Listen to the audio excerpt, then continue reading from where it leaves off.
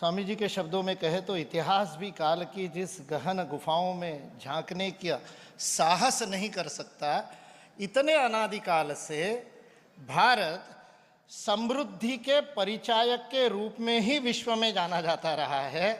इसलिए उसको सोने का धुआं निकलता है, सोने की चिड़िया कहा जाता था। और मैं कई बार कहता हूँ कि साहित्य के विद्यार्थी इस बात को जानेंगे कि उपमा जो दी जाती है वह उपमा जिसकी उपमा दी जाती है उसके अनुरूप होनी चाहिए। तो मैं हमेशा कहता हूँ कि कवि थोड़ा सा कंजूसी कर गया, भारत को सोने की चिड़िया कह गया। यदि किसी पक्षी की ही उपमा देनी है तो भारत को सोने का गरुड़ कहना पड़ेगा, क्योंकि आज भी जब विश्व की चौथी अर्थव्यवस्था भारत है तो विश्व का सर्वाधिक सोना भारत ही खरीदता है।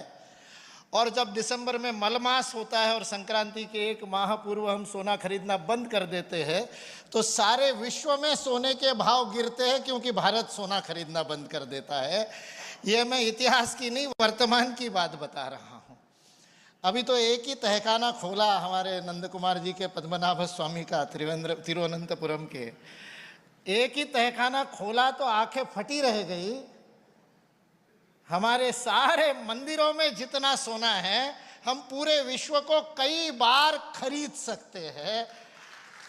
और केवल मंदिरों के तहखानों की बात नहीं, हमारे माताओं के पास इतने गहने हैं जो आजकल विभिन्न बैंकों के लॉकरों में सेफ रहते हैं, उसकी भी संख्या इतनी है कि एक भारत के वित्त मंत्री को सपना आया था और उसने उस सोने पर डाका डालने का भी प्रयास किया था। इतना बड़ा सोने का गरुड़ भारत आज भी है। इसलिए इस बात को हमको समझना चाहिए।